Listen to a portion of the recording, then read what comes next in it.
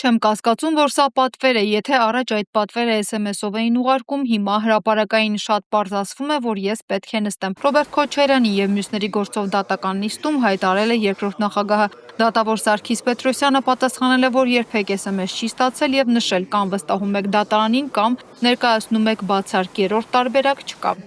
Ես հասկանում եմ, որ երբ հարց չեն տալիս, կջորում, եվանների վերաբերյալ, նպատակը մենք Ուրեմն հարց չտվողը չգիտին, ինչ անելու պատասխանի։ Իսկ այս ամենը, ուղղակի համոզմունքով եմ ասում, չեմ կասկածում, որ սա պատվեր է, սա քաղաքական պատվեր է,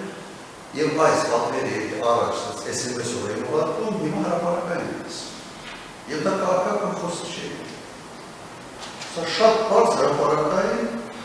ասվում է, որ ես պիտի նստեմ։ Պարոն Քոչարյան։ Հակակոռուպցիոն դատարանում դատավոր Վահե Դոլմազյանի նախագահությամբ շարունակվել է ՀՀԿ փոխնախագահ Արմեն Աշոտյանի եւ մյուսների գործով դատախոսքը Երևանի պետական բժշկական համալսարանին վերաբերող գործի մասին է։ Այսօր լրանում է Արմեն Աշոտյանի որդու Գորի 20-ամյակը եւ Արմենի որդին իր ծննդյան այդ կարևոր 20-ամյակը այդ հասունության մուտքը ոտք է դնում այն իրավիճակում, երբ որ Արմենը կալանքի տակ է, Վարդաշենք քրեակատարողական հիմնարկում է, անհետ, երկու գործը հարուցված, բժշկականի, որի շարունակությունը հիմա է, եւ Բրյուսովի, որը երկուսն էլ է, ասենք, ոնց նայում ես այդ գործերը, ոնց պրպտում ես այդ գործերը,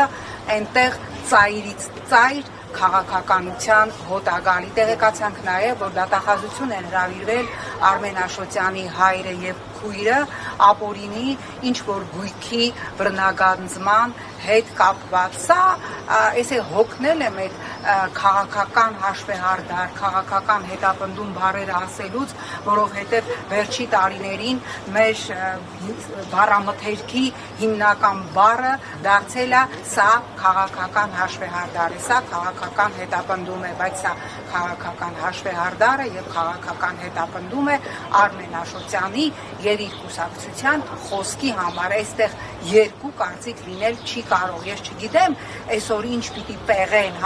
հերթական դատական նիստի ժամանակ դատավորները եւ վկաները, բայց կրկնում եմ, այստեղ իրավաբանություն կա այնքան, ինչքան ես Անգլիայի թագուհին եմ, այսինքն չկա։ Ես ավելի շատ շանսեր ունեմ Անգլիայի թագուհին լինելու ինչ որ իրավիճակներում, քան այս գործի մեջ կա որևէ իրավական հետ։ Հայաստան խմբակցության падգամավոր Արթուր Խաչատրյանը գրել է, որ Ադրբեջանում անցկացվում են լայնածավալ հարձակողական ուղղվածությամբ զորավարժություններ, մինչդեռ Հայաստանում նրա խոսքով գլխավոր շտաբի պետը զեկուցում է նոր ճաշարանի բացման մասին։ Խաչատրյանը հարց է բարձրացնում, թե վերջին անգամ երբ է Հայաստանում անցկացվել խոշոր զորավարժություն, նշելով, որ արծիվ գործընկեր վարժանքները չի կարելի այդպիսին համարել, քանի որ դրանց մասնակցել է ընդամենը 250 հայ խաղաղապահ, 58 ամերիկացի զինվոր, նաև 24 ֆրանսիացի եւ 11 հույն զինծառայող։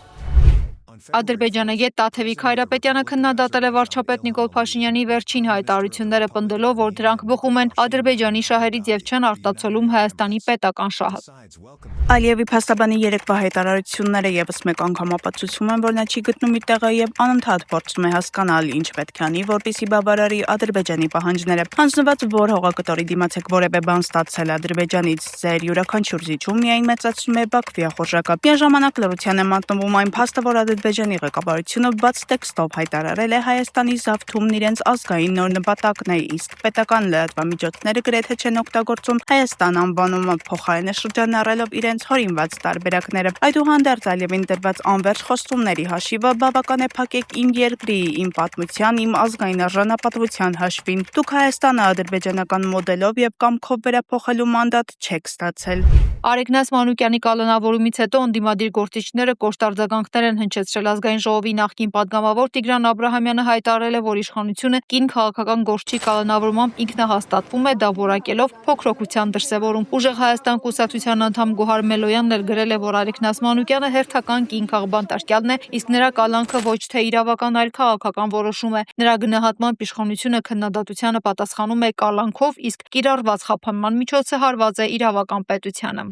Ամենայն հայոց կաթողիկոս Գարեգին II Մայրաթոր Սուրբ Էջմիածնում ընդունել է ԱՄՆ հայոց արևելյան թեմի Մասաչուսեթս նահանգի Ուստրի Սուրբ Փրկիչ եկեղեցու ուխտավորներին։ Վեհափառ հայրապետը ողջունել է նրանց այցը հայրենիք եւ կարեւորել Սփյուռքի հայության աջակցությունը Հայաստանին այս դժվարին ժամանակաշրջանում։ Նա ընդգծել է, որ նման ուխտագնացությունները հնարավորություն են տալիս ոչ միայն հաղորդակից դառնալու հոգեվոր եւ ազգային ժառանգությանը, այլև սեփական աչքով տեսնելու հայրենիքում առկա իրողություններն ու մարտահրավերները։ Հանդիպման ավարտին Գարեգին II պատասխանել է նաեւ ուխտավորների հարցերին, որոնք վերաբերում էին եկեղեցի իշխանություն հարաբերություններին եւ հայ առաքելական եկեղեցու առաքելությանը ժամանակակից պայմաններում։ Քաղաքական վերլուծաբան Հակոբ Բադալյան անդրադարձել է Անկարայում կայացած ՆԱՏՕ-ի գագաթնաժողովին, առանձնացնելով հատկապես Մեծ Բրիտանիայի եւ Թուրքիայի միջև ստորագրված պաշտպանական համագործակցության համաձայնագիրը եւ դրա հնարավոր ազդեցությունը տարածաշրջանի անվտանգության վրա։ Անկարայում կայացած ՆԱՏՕ-ի գագաթնաժողովը ըստ ամենայնի առերևույթ ցույց տվեց դաշինքի միասնականությունը, սակայն կարծում եմ դա ավելի շատ տակտիկական բնույթ ունի եւ կարող է փոխվել արդեն 2026-ի վերջին կամ 2027-ին։ Մեզ համար սակայն առավել կարեւոր է Լոնդոնի եւ Անկարայի միջև ստորագրված պաշտպանական համագործակցության համաձայնագիրը, որը ներառում է նաեւ համատեղ պաշտպանություն։ Թեև այն ուղիղ հղում չի անում 2021 թվականի Շուշիի հռչակագրին, փաստացի ձևավորվում է թուրք-բրիտանա ադրբեջանական անուղղակի պաշտպանական եռանկյունի։ Այս համատեքստում կարևոր է հասկանալ նաև, թե ինչ դիրքորոշում կորդեգրի Ֆրանսիան։ Իմ հույսն այն չէ, որ Ֆրանսիան Հայաստանի փրկիչն է, այլ այն, որ որպես տարածաշրջանային դերակատար զգայուն կլինի այս նոր իրողության նկատմամբ։ Մնում է հասկանալ, թե ինչ եզրակացություններ եւ քայլեր կբխեն դրանից եւ որքանով դրանք կհամընկնեն Հայաստանի շահերի հետ։ Երևանի քաղաքապետի խոսնակ Արտյոմ Կարապետյանը հայտարարել է, որ Գագիկ Ծառուկյանի կենդանիներին Երևանի կենդանաբանական այգի տեղափոխելու առաջարկի շուրջ ստեղծված աղմուկը քաղաքական շահարկումների արդյունք է։ Կարապետյանի խոսքով ցավալի է, որ սեդացիայից հետո էգառույցը չի արթնացել, սակայն դա մասնագիտական գնահատման ենթակա դեպք է եւ ոչ թե քաղաքական հաշվեհարդարի դրսեւորում։ Նա նշել է, որ կենդանու անկումը դիտավորությանը վերագրելը եւ դրա շուրջ դավադրության տեսություններ կառուցելը մանիպուլյացիա է։ Ըստ նրա իրավական գործընթացի պայմաններում կենդանիներին անհրաժեշտ էր տեղափոխել միակ վայր, որտեղ հնարավոր էր ապահովել նրանց անվտանգ պահումն ու մասնագիտական խնամքը, իսկ առաջարկը բացառապես բնապահպանական նպատակ էր հետապնդում եւ քաղաքական ենթատեքստ չէր պարունակում։